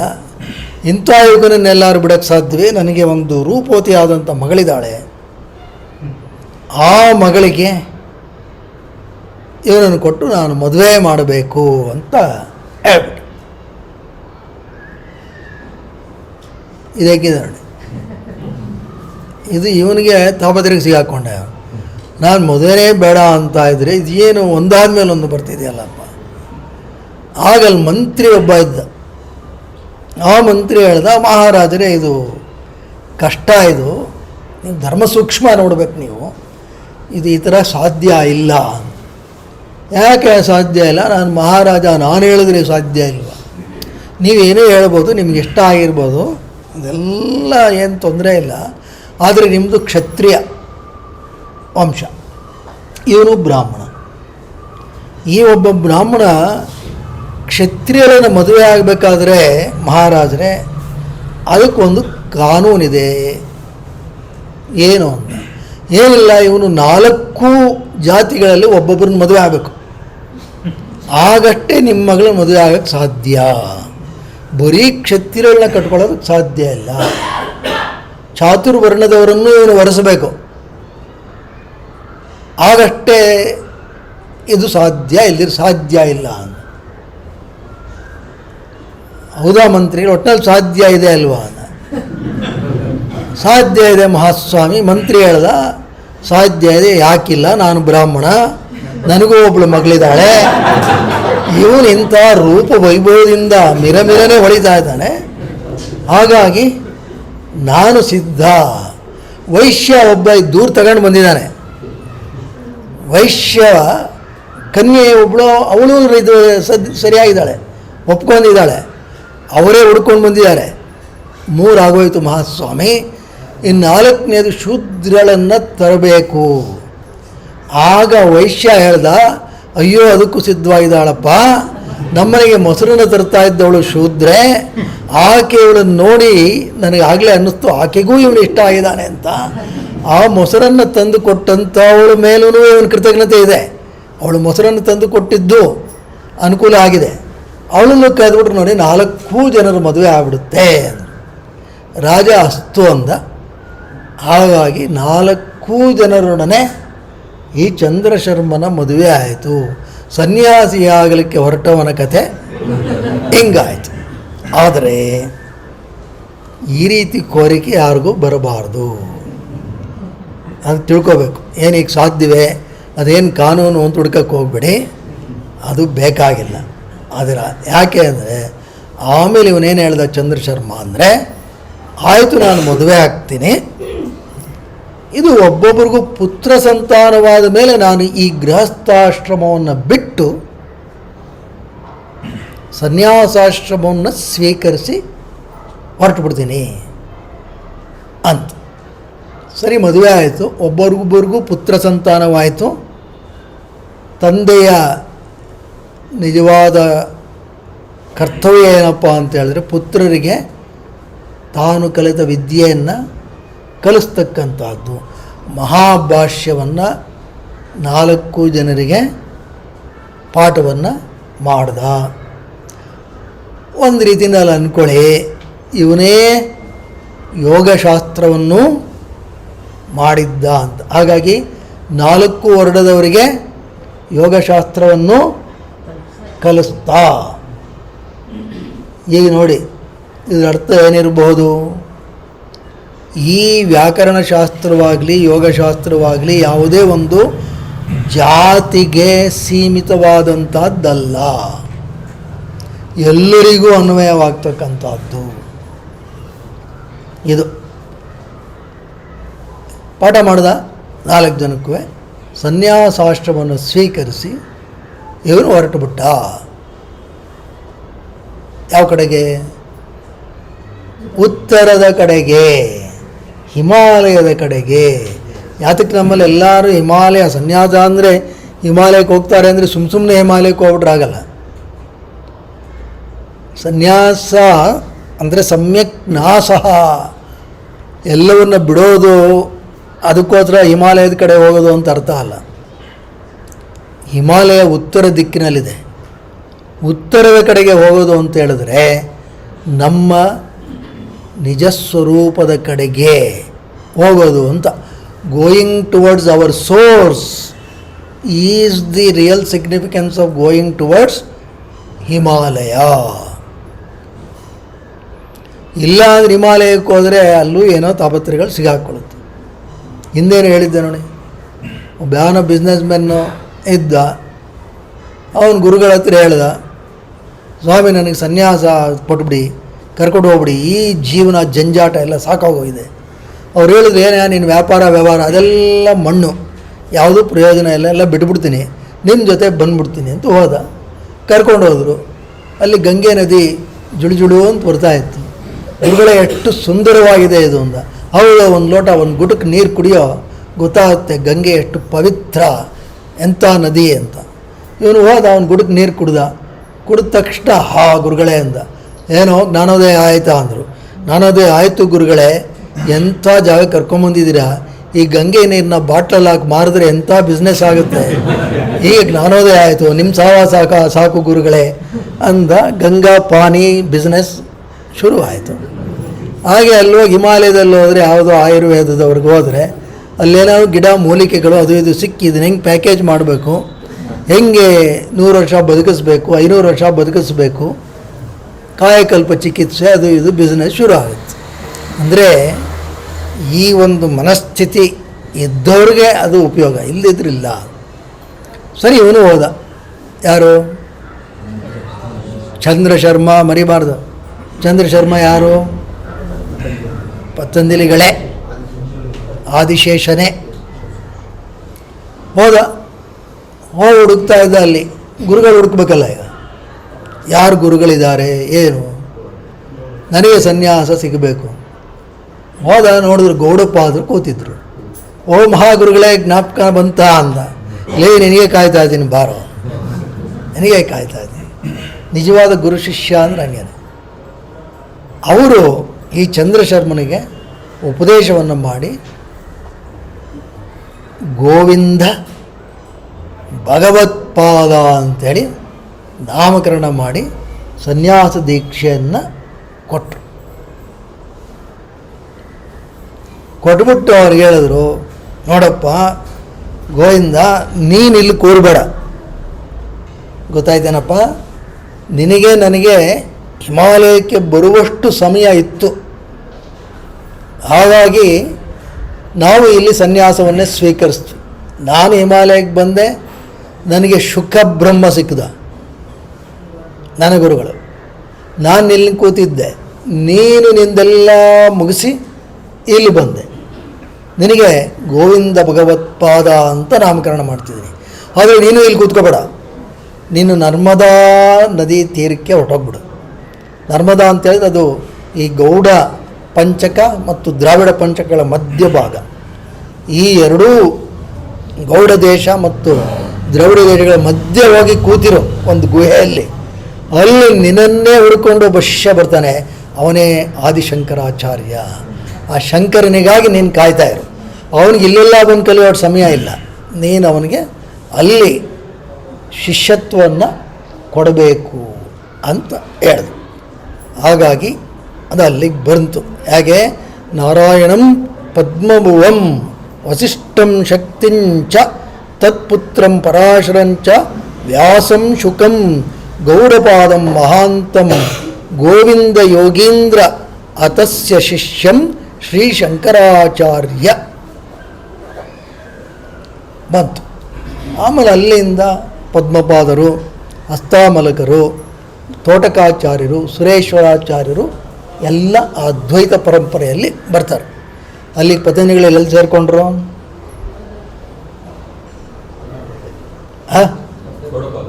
ಈ ಒಂದು ಪರಂಪರೆಗೆ ಸೇರಿಕೊಂಡ್ರು. ಇಲ್ಲಿ ಹಲವಾರು ಪ್ರಶ್ನೆಗಳು ಬರುತ್ತೆ, ಇದು ಹೀಗುಂಟಾ ಅಂತ. ಇದು ಒಂದು ಭಾಗ. ಇವರೇ ಪತಂಜಲಿಗಳ ಇದೆಲ್ಲ ಬಹಳಷ್ಟು ಚರ್ಚೆಗೆ ಆಸ್ಪದವಾದಂಥ ವಿಷಯ. ಯಾಕೆಂತ ಹೇಳಿದ್ರೆ ಈ ಆದಿಶೇಷ ಅವತಾರ ಎತ್ತಿರೋದು ಹಿಂದೇನೂ ಭಾಳ ಇದೆ. ನಿಮಗೆಲ್ಲ ಗೊತ್ತಿದೆ ಅಲ್ವೇ? ರಾಮನ ಜೊತೆ ಬಂದವರು ಯಾರು? ಲಕ್ಷ್ಮಣ ಯಾರು? ಆದಿಶೇಷನ ಅವತಾರನೇ. ಕೃಷ್ಣ ಅವತಾರದಲ್ಲಿ ಕೃಷ್ಣ ಜೊತೆ ಬಂದವರು ಯಾರು? ಬಲರಾಮ ಯಾರು? ಆದಿಶೇಷನ ಅವತಾರವೇ. ಅಂದರೆ ಇದೊಂದು ಆಗಾಗ್ಗೆ ನಡೀತಾ ಇರತಕ್ಕಂಥದ್ದೇ ಇದು. ಹಾಗಾಗಿ ಈ ಅವತಾರ ಕ್ರಮದಲ್ಲಿ ಇದು ಬಂದಿದೆ ಅಂತಕ್ಕಂಥದ್ದು ಹಲವರು ಹೇಳ್ತಾನೇ ಇದ್ದಾರೆ. ಇದು ಅನೇಕ ಕಡೆ ಉಲ್ಲೇಖವೂ ಆಗಿದೆ. ಯಾಕೆ ಹಿಂದೆ ಕೆಲವು ಕಡೆ ಇದನ್ನು ಈ ರುದ್ರಯಾಮಾಲ ತಂತ್ರ, ಪದ್ಮಪುರಾಣ ಇತ್ಯಾದಿ ಕಡೆ ಇದರ ಉಲ್ಲೇಖ ಬರುತ್ತೆ ಈ ಪತಂಜಲಿಗಳದು ಹೇಗಾಯಿತು. ಮತ್ತು ವಿಶೇಷವಾಗಿ ಸಂಕ್ಷೇಪ ಶಂಕರ ಜಯ ಮಾಧವ ಆಚಾರ್ಯರು ಬರೆದಿರ್ತಕ್ಕಂಥದ್ದು, ಅಲ್ಲಿ ಒಂದು ಘಟನೆ ಬಗ್ಗೆ ಬರೀತಾರೆ. ಇದು ನಮಗೆಲ್ಲರಿಗೂ ಗೊತ್ತಿರೋ ಹಾಗೇ ಮೊದಲು ಇಲ್ಲಿ ವೇದಗಳೇ ಬಹಳ ನಮ್ಮ ಈ ಭಾರತ ಖಂಡದಲ್ಲಿ ಇತ್ತು. ಎಲ್ಲರೂ ವೇದದ ಅಧ್ಯಯನದಲ್ಲಿ ತೊಡಗಿದ್ದಂಥ ಕಾಲ. ನಂತರ ಸುಮಾರು ಅವೈದಿಕ ಧರ್ಮಗಳು ಬಂತು. ಅದರಲ್ಲಿ ಬಹಳ ಪ್ರಬಲವಾದ್ದು ಅಂತ ಹೇಳಿದ್ರೆ ಬೌದ್ಧ ಧರ್ಮ. ಬೌದ್ಧ ಧರ್ಮದಲ್ಲಿ ತಪ್ಪು ಅಂತ ಹೇಳ್ತಾ ಇಲ್ಲ, ಆದರೆ ಅದು ವೇದ ಪ್ರಮಾಣವನ್ನು ಒಪ್ಪಲಿಲ್ಲ. ಅದಕ್ಕೋಸ್ಕರ ಅದನ್ನು ಅವೈದಿಕವಾದಂತಹದ್ದು ಅಂತ ಹೇಳ್ತಾರೆ. ಯಾವಾಗಲೇ ಇದು ಒಪ್ಪಲಿಲ್ವೋ ಆಗೇನಾಯಿತು ಅಂತ ಹೇಳಿದ್ರೆ ವೇದದಲ್ಲಿ ತಿಳಿಸಿರ್ತಕ್ಕಂಥ ಅನೇಕ ಆಚರಣೆಗಳು ತಪ್ಪಾಯಿತು, ಅದಕ್ಕೆ ಪ್ರಾಮುಖ್ಯತೆ ಇರಲಿಲ್ಲ. ಹಾಗಾಗಿ ಈ ವೇದದ ಎಲ್ಲ ಕಡೆ ಉಲ್ಲೇಖಿತವಾಗಿರತಕ್ಕಂತಹ ಯಜ್ಞಯಾಗಾದಿಗಳಿಂದ ಬರತಕ್ಕಂತಹ ಹವಿಸ್ಸುಗಳನ್ನು ಸ್ವೀಕರಿಸ್ತಿದ್ದಂತಹ ದೇವಾನುದೇವತೆಗಳು ಎಲ್ಲ ಮಹಾದೇವನ ಹತ್ರ ಹೋಗ್ತಾರೆ.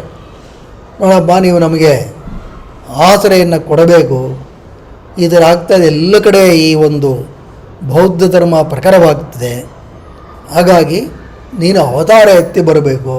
ಕೃಷ್ಣ ಏನು ಹೇಳಿದ್ದ? ಯದಾ ಯದಾ ಹಿ ಧರ್ಮಸ್ಯ ಗ್ಲಾನಿರ್ಭವತಿ ಭಾರತ. ಯಾರಿಗೆ ಹೇಳಿದ್ದ? ಅರ್ಜುನನಿಗೆ. ಏನು ಹೇಳಿದ್ದ? ಸಂಭವಾಮಿ ಯುಗೆ ಯುಗೆ. ಯುಗೆ ಯುಗೆ ಅಂತ ಹೇಳಿದ್ರೆ ಏನು? ಒಂದೊಂದು ಯುಗದಲ್ಲೂ ಅಂತಲ್ಲ, ಯಾವಾಗ ಈ ಥರ ಸಮಸ್ಯೆಗಳು ಬರುತ್ತೋ ಆಗೆಲ್ಲ ಅದಕ್ಕೆ ಬೇಕಾದಂತಹ ತಿದ್ದುಪಡಿಯನ್ನು ಕೊಡೋದಕ್ಕೆ ನಾನು ಬರ್ತೀನಿ ಅಂತ ಹೇಳಿ ಬಂದ.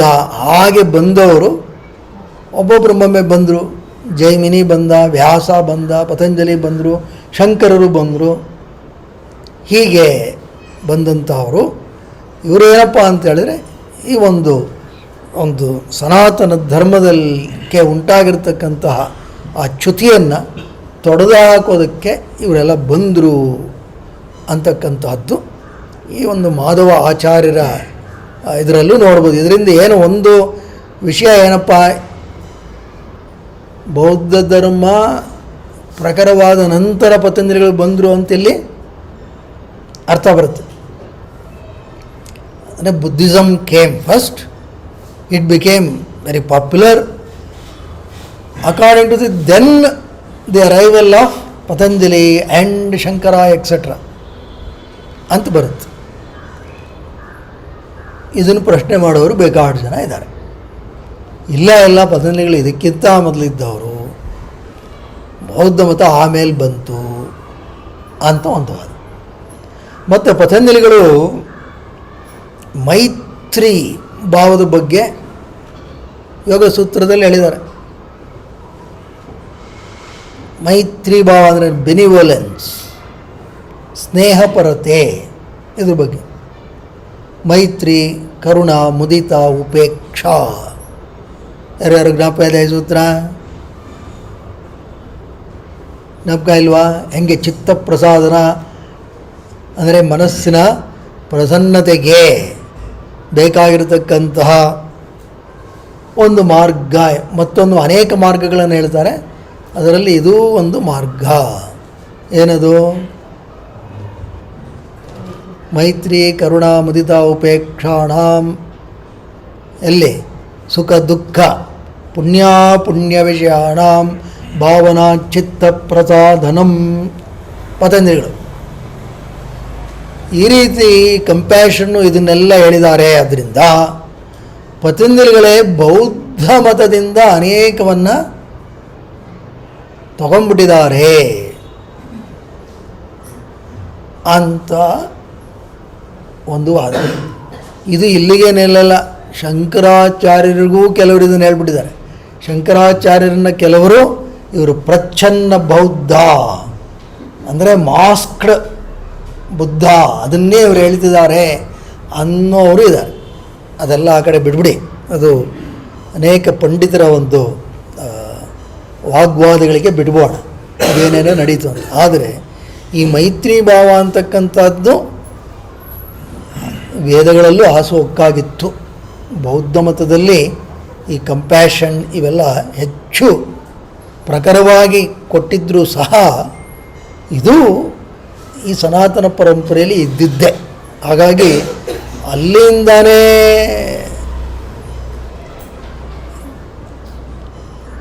ತಂದುಬಿಟ್ರು ಇವರೆಲ್ಲ ಅಂತಕ್ಕಂಥದ್ದಕ್ಕೆ ಹೆಚ್ಚು ಪುಷ್ಟಿ ಇಲ್ಲ. ಇದು ಕೆಲವರ ಅಂಬೋಣ. ಇದಲ್ಲಿಗೆ ಬಿಡೋಣ. ಇದಿಷ್ಟು ಪತಂಜಲಿಗಳು ಹೇಗಾಗಿ ಬಂದರು, ಇದಕ್ಕೆ ಇದೊಂದು ಕತೆ. ಅಂದರೆ ಈ ಅವತಾರ ಕ್ರಮದಲ್ಲಿ ಬಂದರು ಅಂತಕ್ಕಂಥದ್ದು.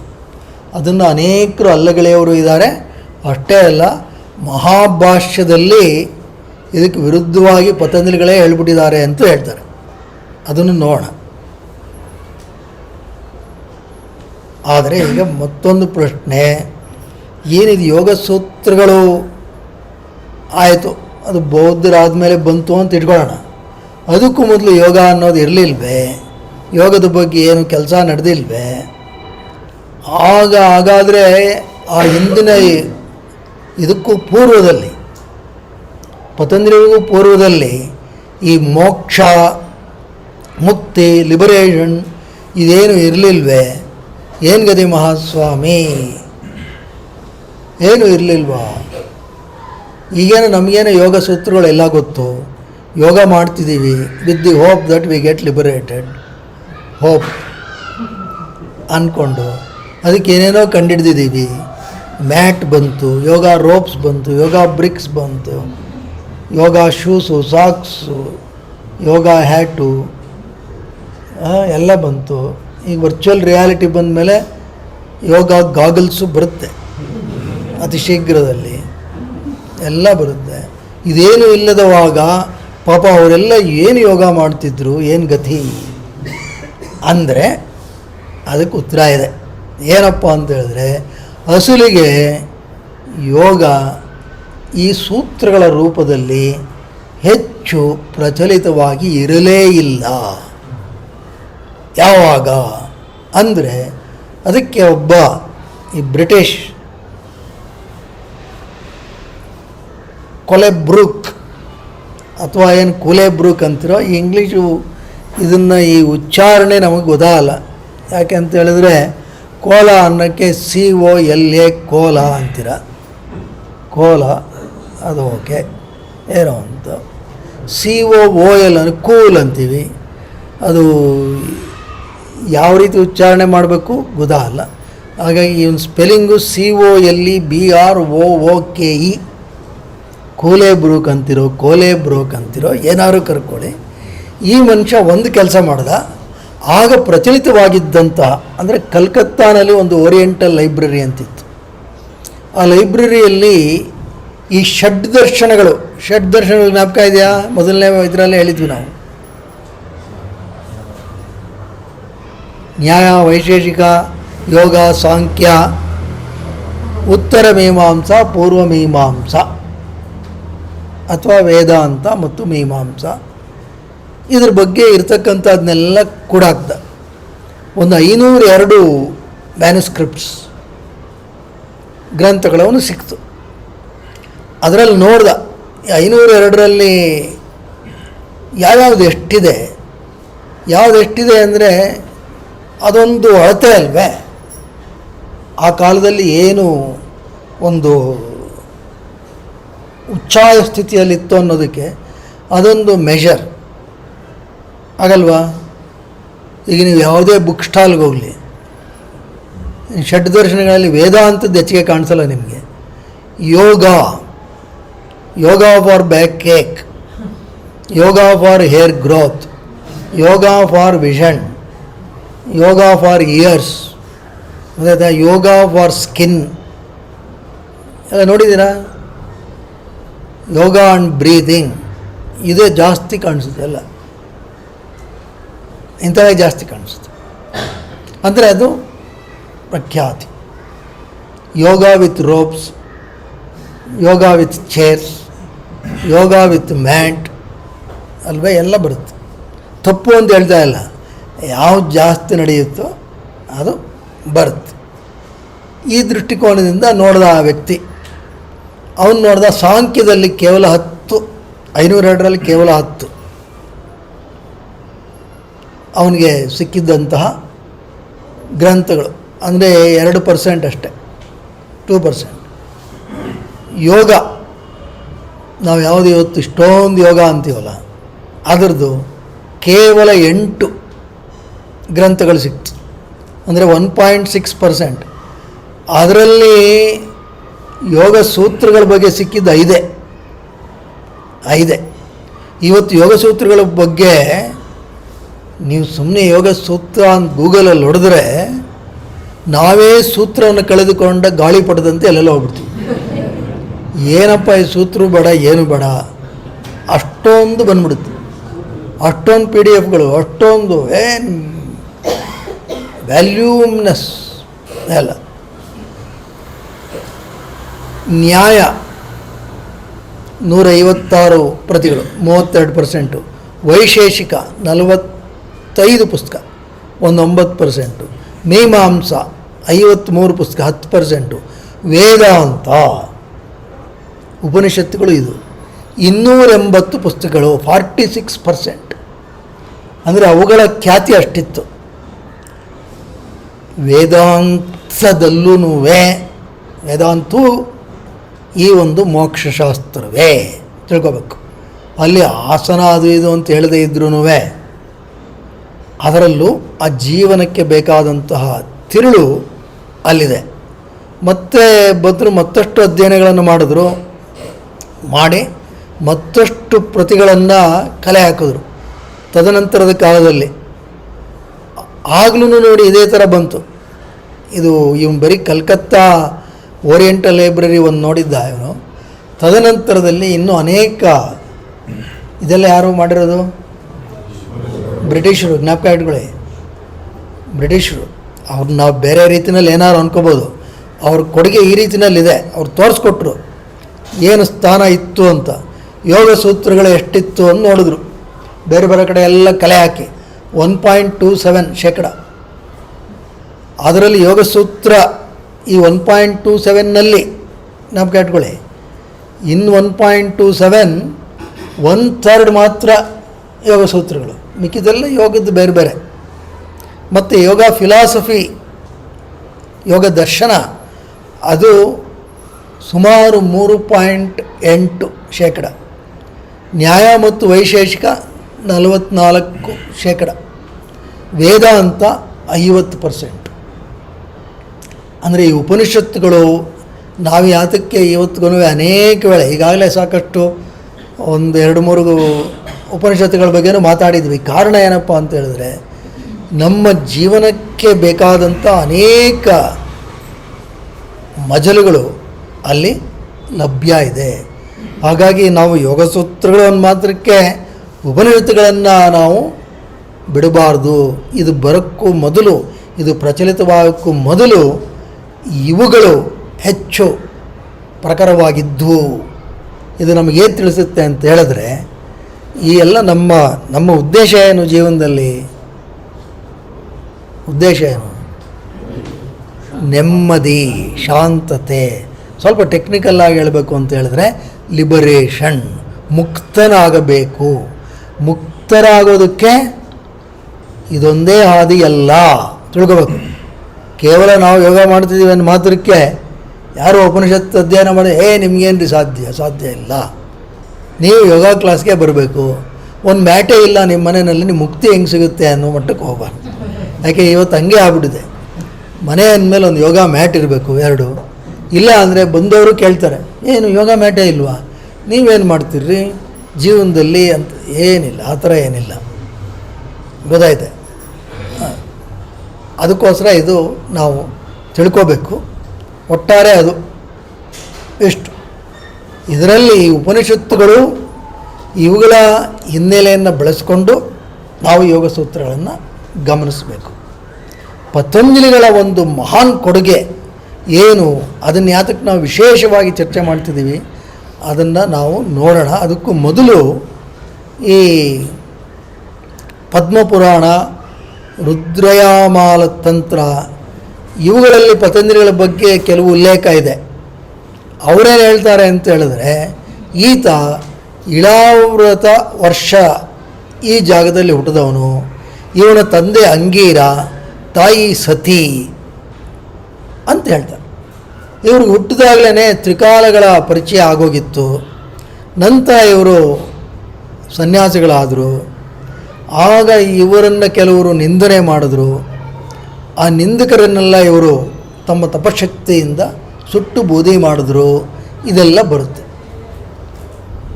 ಈ ಇಳಾವರ್ತ ಉತ್ತರದಲ್ಲಿದ್ದಂಥ ಒಂದು ಜಾಗ. ಇಲ್ಲಿ ನಾವು ಹಿಂದೆ ಓದಿದ ಕಥೆಯಲ್ಲಿ ಈ ಕಡೆಯವರು ಉಜ್ಜಯಿನಿ ಕಡೆಯವರು ಅಂತ, ಇದೆಲ್ಲೋ ಹಿಮಾಲಯದ ಕಡೆಯವರು ಅಂತ. ಇಲ್ಲಿ ತಾಯಿ ತಂದೆ ಬೇರೆ ಅಂತ ಹೇಳ್ತಾರೆ. ಇದನ್ನು ಮೀರಿ ಇನ್ನೊಂದು ನಡೆಯುತ್ತೆ. ಪತಂಜಲಿಗಳ ಮಹಾಭಾಷ್ಯದಲ್ಲಿ ಒಂದು ಉಲ್ಲೇಖ ಬರುತ್ತೆ. ಅಲ್ಲೇನು ಬರುತ್ತೆ ಅಂದರೆ ನಮಗೆಲ್ಗೂ ಗೊತ್ತಿರತಕ್ಕಂಥ ಒಂದು ಘಟನೆ. ಏನು, ಆ ಗೋಣಿಕಾ ಸ್ತ್ರೀ ಜ್ಞಾಪಕ ಇದೆಯಾ? ಅರ್ಘ್ಯವನ್ನು ಕೊಡ್ತಾ ಇದ್ಲು ಶಿವನಿಗೆ. ಅಲ್ಲಿ ಈತ ಒಂದು ಮನುಷ್ಯನ ಮುಖ, ಹಾವಿನ ದೇಹ ಉಳ್ಳಂಥದ್ದು ಈ ಸ್ತ್ರೀಯ ಕೈಗೆ ಬಿತ್ತು.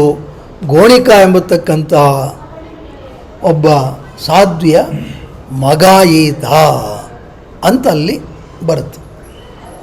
ನೋಡಿ, ಅಲ್ಲಿಗೆ ಪತಂಜಲಿಗಳು ಯಾರು ಅನ್ನೋದರಲ್ಲಿ ಎಷ್ಟು ಗೊಂದಲಗಳಿದೆ. ಇದು ಶಂಕರರ ಬಗ್ಗೆನೂ ಇದೆ. ಆದರೆ ಇದು ನಮಗೆ ಒಂದು ಹಿನ್ನೆಲೆ ಇರಬೇಕು ಅನ್ನೋ ದೃಷ್ಟಿಯಿಂದ ಹೇಳಿತ್ತು. ಯಾರು ಮಾಡಿರಲಿ, ಅವರು ಮಾಡಿದ್ದು ಏನು ಅಂತಕ್ಕಂಥದ್ದು ಮುಖ್ಯ ಆಗುತ್ತೆ. ಆ ದೃಷ್ಟಿಕೋನದಿಂದ ನಾವು ಮುಂದಿನ ಉಪನ್ಯಾಸದಿಂದ ಪತಂಜಲಿ ಯೋಗ ಸೂತ್ರಗಳ ಬಗ್ಗೆ ಪರಿಶೀಲನೆ ಮಾಡೋಣ. ಮತ್ತು ಈ ಯೋಗಶಾಸ್ತ್ರವೇ ಮೊದಲನೆಯದ ಅಂದರೆ ಅಲ್ಲ. ಹಿಂದೆ ಯೋಗಶಾಸ್ತ್ರ ಸೂತ್ರ ಪಥ ಯಾಜ್ಞವಲ್ಕರದು ಒಂದು ಬರುತ್ತೆ. ಇದು ಅತ್ಯಂತ ಹಳೆಯದು ಅಂತ ಅನೇಕರ ಅನಿಸಿಕೆ. ಈ ಯಾಜ್ಞವಲ್ಕರದು ಇದು ಹೆಚ್ಚಿಗೆ ಅಧ್ಯಯನ ಮಾಡಲ್ಪಟ್ಟಿಲ್ಲ. ಇದ್ರ ಬಗ್ಗೆ ಹೆಚ್ಚಿಗೆ ಯಾರು ಹೇಳಿ. ಯಾಜ್ಞವಲ್ಕರು ಯಾರು ಗೊತ್ತಲ್ಲಪ್ಪ? ಬೃಹದಾರಣ್ಯಕೋಪನಿಷತ್ತು ಅವರು. ಅಲ್ಲೂ ಪ್ರಶ್ನೆಗಳು ಬರುತ್ತೆ. ಅದಕ್ಕೆ ಹೆಚ್ಚಿಗೆ ಮಾತಾಡೋದು ಬೇಡ. ಅವರೇನಾ ಇವರೇನಾ ಇದೆಲ್ಲ ಇದೊಂಥರ ಭಾಳ ಗೋಜಲು. ಒಟ್ಟಾರೆ ಪತಂಜಲಿಗಳಿಗೂ ಮೊದಲು ಇದು ಇತ್ತು. ಪತಂಜಲಿಗಳ ಕೊಡುಗೆ ಏನು, ನಾವು ಯೋಗಸೂತ್ರಗಳನ್ನು ಓದ್ತಾ ನಮಗೆ ಗೊತ್ತಾಗುತ್ತೆ. ಈ ಯೋಗಸೂತ್ರ ಇದಕ್ಕೆ ಯೋಗ ಅನುಶಾಸನ ಅಥವಾ ಸಾಂಖ್ಯ ಪ್ರವಚನ ಅಂತಲೂ ಕರೀತಾರೆ. ಇದಕ್ಕೆ ಬಲ ಬರೋದಕ್ಕೆ ಏನು ಕಾರಣ ಅಂದರೆ ವೇದವ್ಯಾಸ ಇವರು ಇದಕ್ಕೆ ಭಾಷ್ಯವನ್ನು ಬರೆದರು ಅಂತಕ್ಕಂಥದ್ದು ಬಲ. ವೇದವ್ಯಾಸರೇ ಭಾಷ್ಯವನ್ನು ಬರೆದರು ಅಂದಮೇಲೆ ಅಲ್ಲಿಗೆ ಇದು ಉತ್ತಮವಾದಂಥ ಗ್ರಂಥ. ಯಾರು ವೇದವ್ಯಾಸರು? ಮಹಾಭಾರತವನ್ನು ಬರೆದವರು. ಎಂತೆಂಥ ಕೆಲಸ ಮಾಡಿದ್ರು ಅವರು?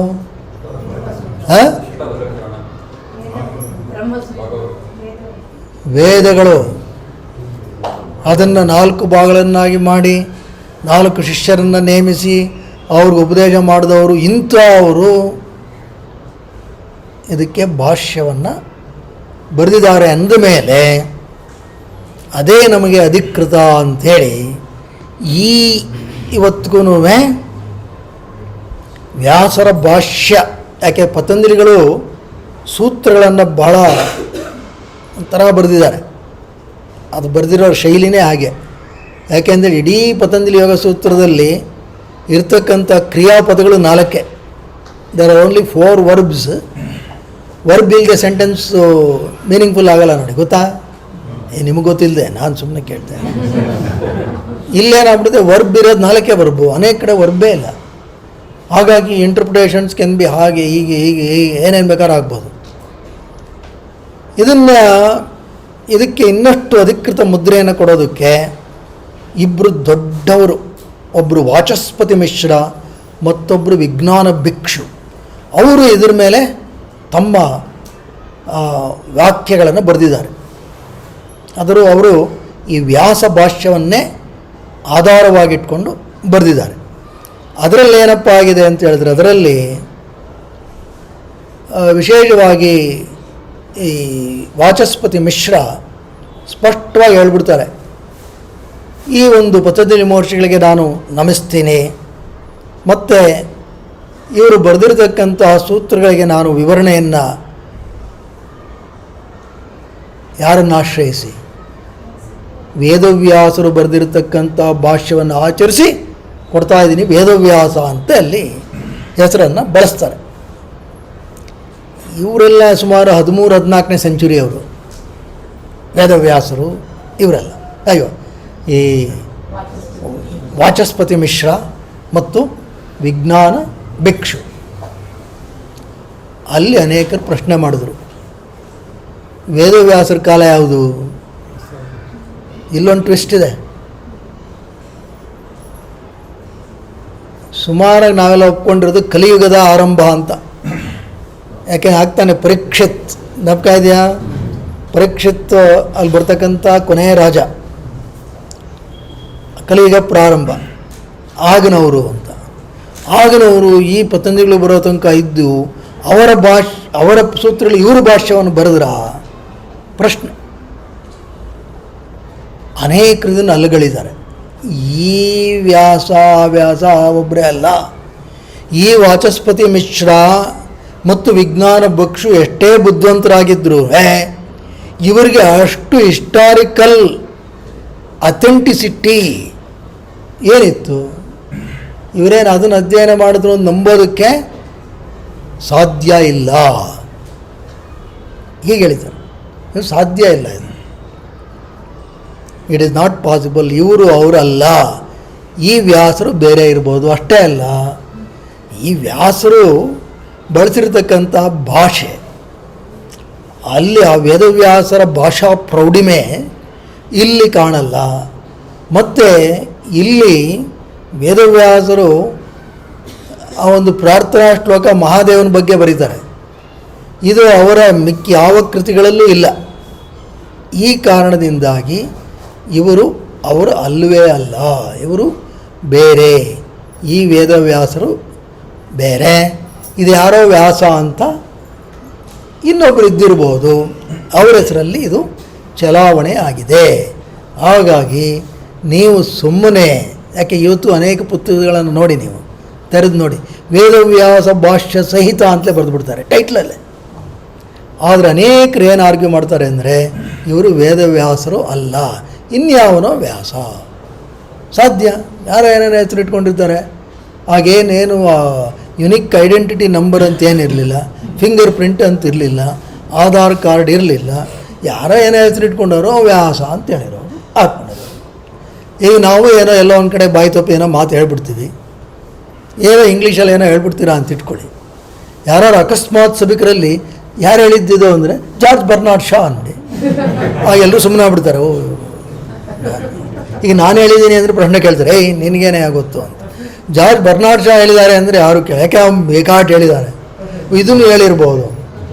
ಹಾಗೆ ನಾವು ಏನೋ ಬಾಯಿಗೆ ಬಂದದ್ದು ಹೇಳಿ ಯಾರು ಹೇಳಿದ್ರು, ಶಂಕರಾಚಾರ್ಯರು. ಯಾರು ಶಂಕರರು ಮಾಡಿರೋದು ಎಲ್ಲವನ್ನೂ ಯಾರೂ ಓದಿರಲ್ಲ, ಸಾಧಾರಣ ಅಂಥ ವಿದ್ವಾಂಸರು ಯಾರು ನಮ್ಮಂಥವ್ರ ಸಭೆಗೆ ಬರೋದು ಇಲ್ಲ.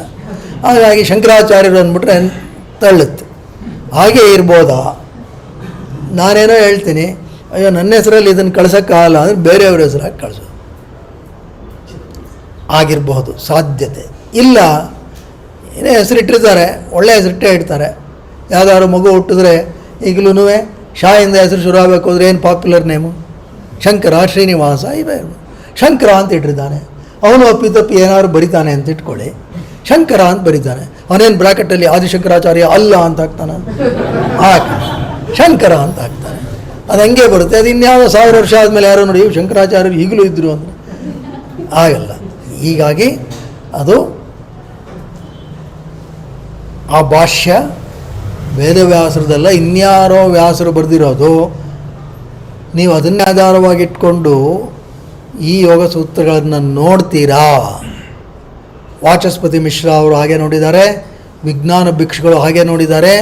ಅದನ್ನು ನೋಡಿಕೊಂಡು ಇವತ್ತಿಗೆ ನಾವು 100ಕ್ಕೂ ಹೆಚ್ಚು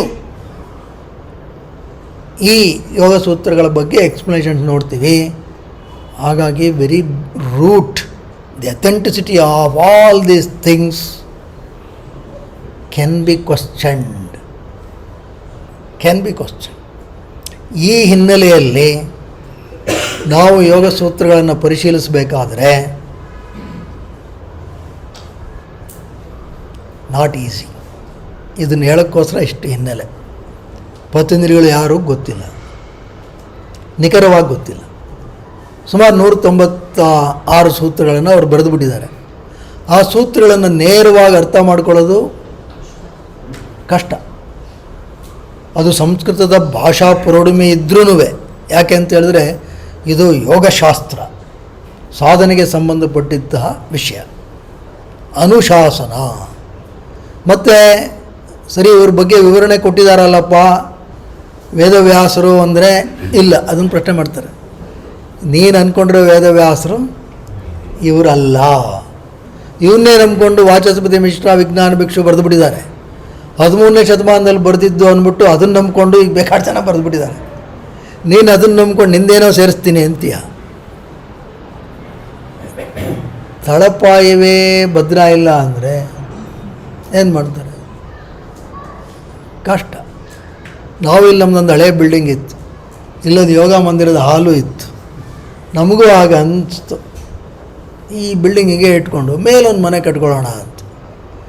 ಆಗೆಲ್ಲ ನಮ್ಮ ರೆಡ್ಡಿ ಗಿಡ್ಡಿ ಅವ್ರನ್ನೆಲ್ಲ ಕೇಳಿದ್ವಿ ಆಗಲೂ, ಏನು ಹಿಂಗೆ ಕಟ್ಬೋಣ ಅಂತ. ಆಗ ಅವ್ರು ಹೇಳಿದ್ರು, ಫೌಂಡೇಶನ್ನೇ ಭದ್ರ ಎಲ್ಲ ಏನು ಕಟ್ತೀರಾ? ಹಾಗಾಗಿ ಇದನ್ನು ಹೊಡೆದು ಪೂರ್ತಿ ಕಟ್ಟಿದ್ವಿ. ಹಾಗಾಗಿ ಈಗ ಈ ಪ್ರಶ್ನೆ ನಾವು ಕೇಳ್ಕೋಬೇಕು, ಹಳೆವನ್ನೆಲ್ಲ ಬಿಟ್ಟು can we work with purely our common sense? Common sense deny ಮಾಡೋಕ್ಕಾಗತ್ತಾ?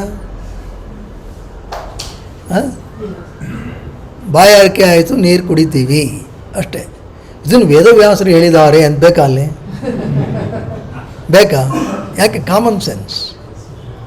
ಹಾಗೆ through a very common sensical approach can we approach yoga sutras of Patanjali. ಈ ಪ್ರಯತ್ನವನ್ನು ನಿಮ್ಮಂತಹ ಬುದ್ಧಿವಂತರೊಂದಿಗೇ ಮಾಡಬೇಕು ಅಂತ ನನ್ನ ಗುರುಗಳು ಕಂಚಿ ಪರಮಾಚಾರ್ಯರು ಆಜ್ಞಾಪಿಸಿದ್ದಾರೆ ಅಂತ ನನ್ನ ಭಾವನೆ. ಅದಕ್ಕಾಗಿ ನೀವೆಲ್ಲರೂ ಸಹಕರಿಸಬೇಕು. ಯಾಕೆಂದರೆ ಇದೆಲ್ಲ ಯಾತಕ್ಕೆ ಇಲ್ಲಿ ಮಾಡ್ತಿದ್ದೀರಾ ಅಂತ ಪ್ರಶ್ನೆ ಕೇಳಿದ್ರೆ ಇದೇ ಉತ್ತರ. ನಿಮ್ಮಂಥ ಬುದ್ಧಿವಂತರು ನನ್ನಂಥವನ ಕೈ ಹಿಡಿದು ನಡೆಸಬೇಕು. ಓ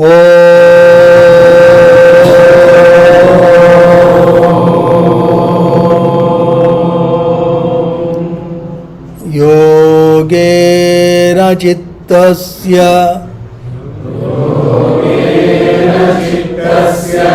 ಪದೇನ ವಾಚಾಂ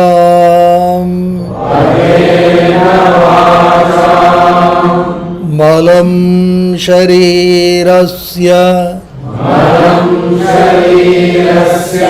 ಚ ವೈದ್ಯಕೇನ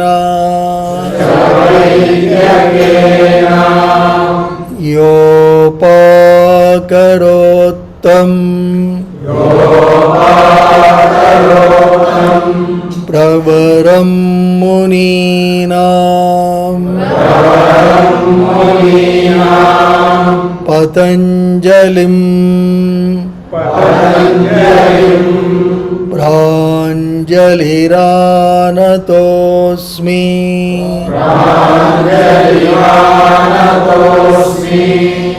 ಹರಿ ಓಂ.